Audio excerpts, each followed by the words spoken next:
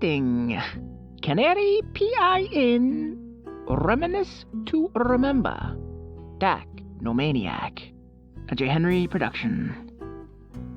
Tripping around in the dark while taking out the garbage? Feeling around your rattle trap for a dropped bolt? Never deal with clunky and expensive flashlights again with a Speedlunker brand headlamp. Strap on the universal ratcheting head strap. Place the included authentic paraffin wax candle into the concave mirror caddy, and boy, you'll be the talk of the town.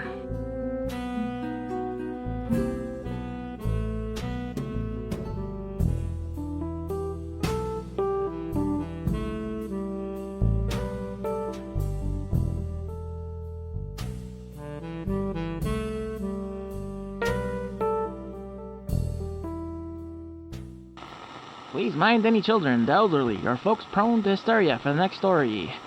After being dormant, the city's worst serial killer appears to be back. There are 3 new victims that we know about. Since he seems to be crossing state lines, the FBI are currently involved. He holds his victims in secret while he ritualistically cannibalizes them. That's right, cannibalizes his victims. There's a suggested curfew of 7 p.m. in effect. If you don't need to be on the street, stay in. Lock your doors and windows. Check on your friends, families, and neighbors. Is it the same person? Is it a copycat? Are they doing these foul deeds alone? When will he have his fill? The Dacnomaniac is back. Repeat, the Dacnomaniac is back. This has been WXORV, the Klondike. Dacno what? I reached for a thick abused tome off my shelf. Dacnomania, a compulsive urge to bite people, accompanied with an excessive or unbridled enthusiasm for killing. Wonderful. What will the news come up with next? I stood up to stretch as I lit another old cigarette. There was a knock at the door. Mail this early. A slender man dressed in a brown tidy uniform, with a brimmed hat that read letter carrier. He handed me 2 bundles of mail, nodded and went on to his next deliveries. Old bills and junk mail, just what I needed. Yeah, I'll sort this later. A cup of joe was singing my song. Feels weird to be back in Leo's diner after all this time. Good day, can you fill my thermos with coffee and get me a couple of those, buttered rolls there? Thank you, miss. She held a quizzical gaze on me for a couple of extra beats and disappeared behind the counter. Is it him? Oh, yeah, sure. It's Canary. Is that... Well, I heard he was dead. Well, I heard he was in the nut house. Well, now, hey, come on. Don't stare. The waitress brought my thermos and a paper bag full of food. Hey, I didn't order all this stuff. She looked around and scribbled on her notepad. Owner says it's on the house, and she winks. Now wait a minute, I ain't no charity case. Then I looked around and saw people gawking and averting their eyes once they connected with mine. I didn't want to make a scene, and neither did she. This is for you then. Don't tell the boss. I dropped $3 on the counter and slid it over to her. She smiled wide and I briskly walked out of there. I arrived at the police station. It was calmer than I expected. Almost like the eye of a storm. We need all of the train records, statewide. And we need it yesterday. We need coffee, cigarettes, the works. You got any leads? Not much. I put down the bag of food. Help yourselves, but leave that corned beef on top for me. We're trying to establish if there's any pattern to his killings. I go to a board with pinned documents and photos and look it over. Yeah, you weren't kidding. You don't have much. Yeah, but now the big brain's here to bail us out. Oh, we're saved. His victims are usually close to a rail line. Maybe he's a conductor. For all we know, maybe he's Ronald McDonald. If you don't got any better ideas, then you can get the hell out of here. Now, you two. Were you able to talk to the FBI? I tried. If they know anything, they're not telling us. Figures. Listen, I got my own crew down here. If we learn anything, you'll be the first to know. You boys don't kill each other while I'm gone. Thanks, Joe. The chief tacked various maps and blueprints to the board. Give me a list of the victims. Here, and there. Let me help. This is gonna take a while. We stood there staring blankly at the maps. This isn't telling us anything. No. This is what we know.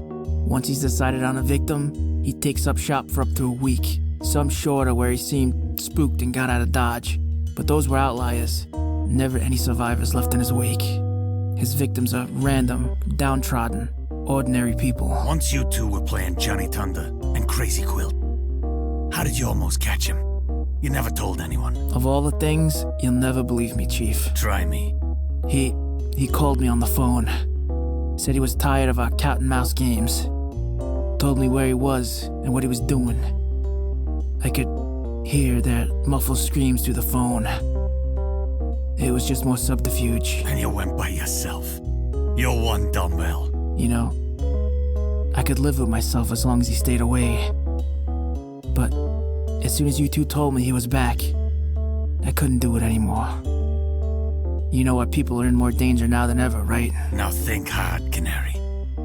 Has he contacted you? I wouldn't be here if he did. What are these? Composite sketches. From who? All of his victims are dead. The order for those came from the higher-ups. There are some unsubstantiated claims of sightings. There are some from phony baloney techniques, where they mash up physical characteristics of past criminals and basically guess what they look like. There's even a few done by quote-unquote acclaimed psychics. It's all hogwash. It's no use. Even when someone gets a clear look, they're not often accurate. I flipped through the pages and my heart skipped a beat. I tried not to show my reaction. Never show your hand until you're sure. Listen, can I show these to someone? Why? There's no lead there. None of it'll hold up as evidence. It's probably nothing. I grabbed a stack of sketches and started for the door. Damn it, where you going? At least tell me if you need any men. Nah, don't worry. You'll be hearing from me soon. Don't you go and do anything stupid. This man, does he work here? Not here. Never seen him before. Brown uniform, you say? We wear blue. You can check with Parcel Co. Now, if you don't got any business here, beat it. I went to all the delivery companies in a 10-mile radius of my office.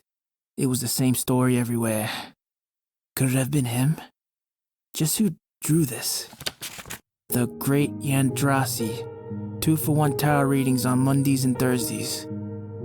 Oh, you gotta be kidding me. Yeah, I'm losing it. I went back to the office. As I turned the key, I reached for my gun just in case. It's clear. I sat at my desk and stared at 2 bundles of post. I started to go through them one by one.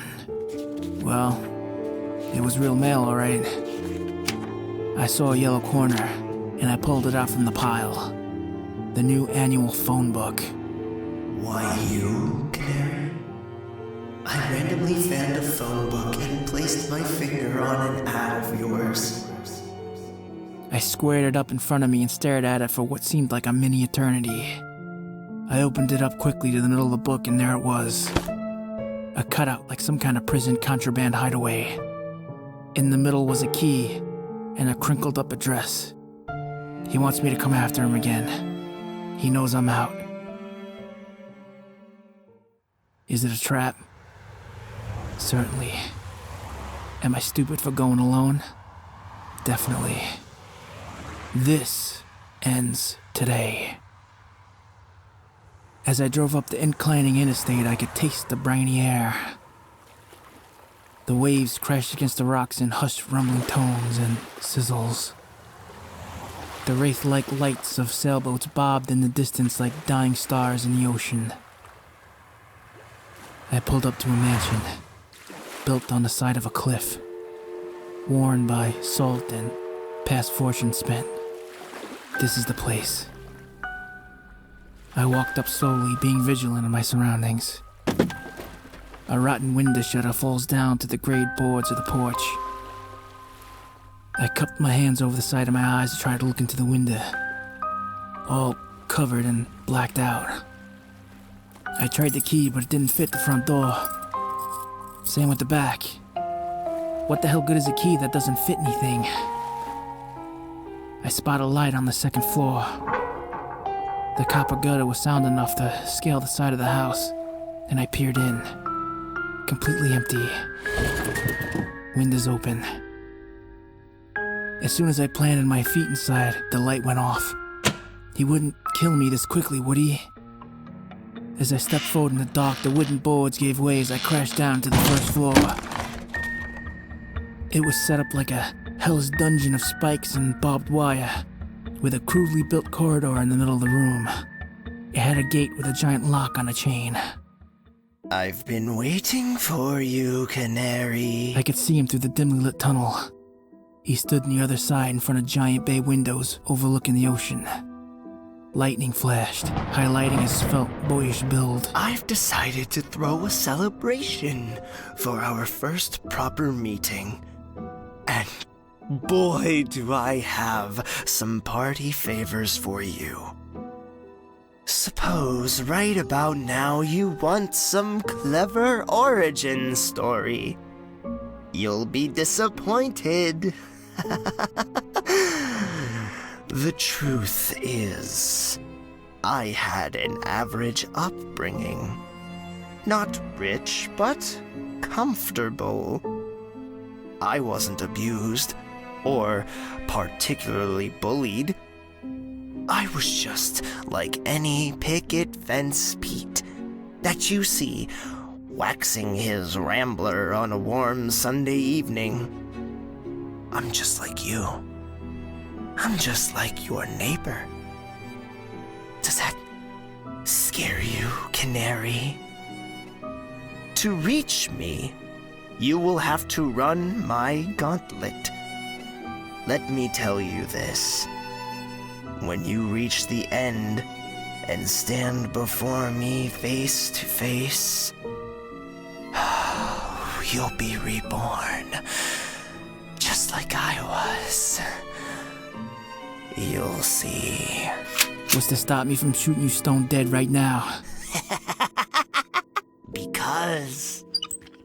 He wheels a stroller into view and picks up a baby with a little pink hat. You wouldn't want to miss, now would you?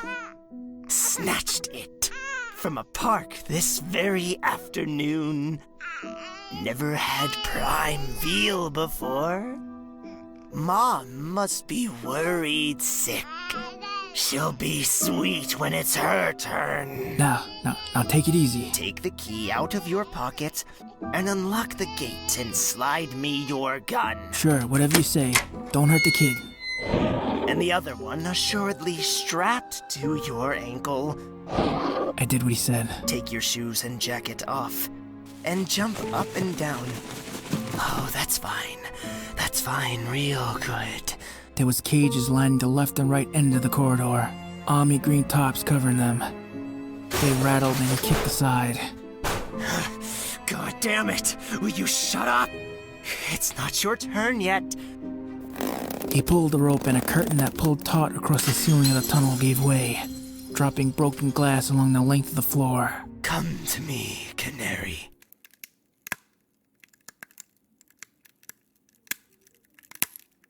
My feet only covered with thin dress socks, offering no protection.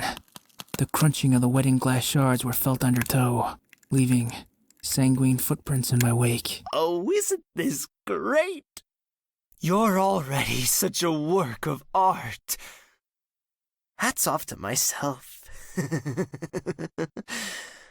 Your misery makes your flesh delectable. Your suffering is like a heavenly dinner bell. Your agony makes me hungry. He reaches his hand to a bucket and whips it across the floor at my feet. Rock salt. I fall to my knees, gashing and salting my added wounds. I almost pass out. That's it, Canary. Feel the pain. Feel the torture. Let it marinate. I was back on my feet, and I could see him pull a lever. It took a few moments to register what had just happened. Oh, shoot. I was a little late on that one. White hot oil ran down my back and clung to my clothes, holding it against my skin. I could smell my own searing flesh. I fell to my knees once again as I tried to catch my breath. My palms and shins now full of glass and coarse salt. Don't you lose consciousness now. You've come so far. My mind was swirling. Get up, you old pug. Too much left undone. Too much left unsaid. Good. Very, very good. Yes, almost here now. Ready for your last surprise? He pulled away the tarps from the cage-lined walls. Looking into the darkness, there was two creatures is the only way I could describe it. One on each side. Their hollow eye sockets were burned black.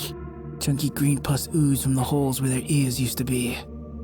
As I got closer, they stood in their stumps where their feet should have been, leaning against the outward-facing side of the cages. Meet the Robinsons, the former tenants. Their misery is at an impeccable stage. Oh, shame. Not very good eating. Too elderly. Their mouths gaped open as they hissed, wiggling their gnarled nubs of what was left of their tongues. They react to our vibrations. Their hands had been crudely removed. I saw my reflection in a shard of mirror glass that was stuck into the end of their forearms. He takes a broom and whacks the side of the cages, setting them into a whirling dervish. Come on, Canary! Coochie coochie coo! You or the baby. Almost here. Don't. You hurt her. I backed up into the greasy glass and salt mixture and took a running start. Their limbs blindly slashing. My blood feels paradoxically cold as it pours from my parting flesh, all over my body. I fall at my knees before the maniac. You did it! Oh, I am so proud of you. The baby. Put her down. Of course. I am a man of my word. Why don't you take it? The big hero has saved the day, after all. Enjoy your spoils. Speaking of spoil, I think it's about time to put the Robinsons down. They're getting a little bit ripe. I know you all followed me. What are you waiting for? Now, goddammit! I shielded the baby girl with my body as the chief with his men, and Joe with the California crew used rams and pry bars to bust into the house. The world goes silent, but I can sense the burning gunpowder and the flashes from the Tommy guns and pistols. The maniac standing there with his arms out in some kind of savior-like pose. His flesh exploding from each impact of a bullet. The bay window shattering behind him in a firework-like display. He's down! Hold your fire! Tell me, did I eat it? Did I eat human flesh?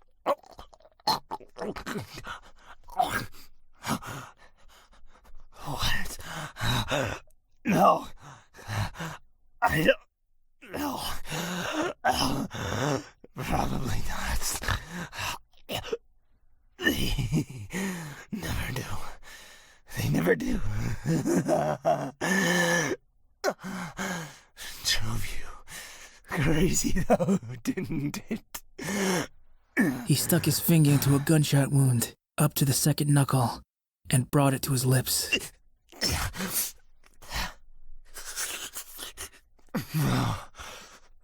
Oh, I taste it. Good. His eyes went glassy as he took his last breath. Someone, get me a damn doctor. The police knocked down a path and stood me up on my feet. You'll be as good as new in no time. Just hang in there, Canary. Yeah, don't you go dying on us, Featherhead. The maniac jumped to life and grabbed me from behind, breaking me loose from their embrace. I felt his teeth sink into my shoulder, and we fell backwards out of the shattered windows, overhanging the ocean. Canary! No!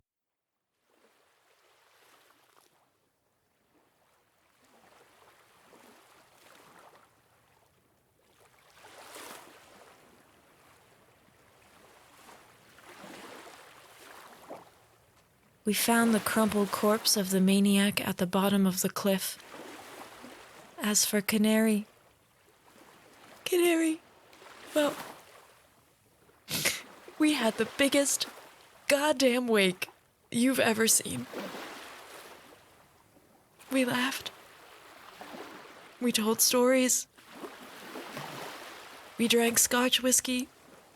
A lot of Scotch whiskey. We cried. But mostly laughed. Half the city came out to pay their respects. You would have hated it, you old curmudgeon. And now that today we're burying you in the earth, it's not fair. It just isn't right. That baby you saved, her name is Marjorie. She's young enough never to remember any of this. She'll grow up happy and healthy because of you. The world is worse for not having you in it. Judging from this turnout, I'm not alone in this sentiment. I'll always miss you, miss you, miss you, miss you, miss you.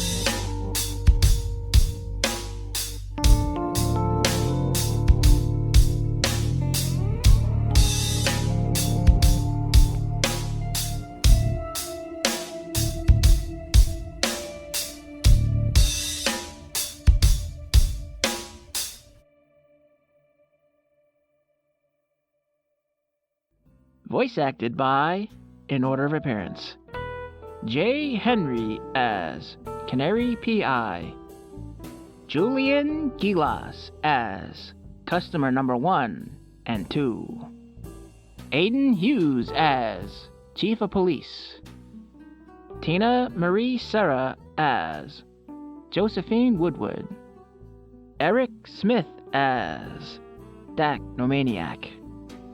Written, directed, and edited by J. Henry.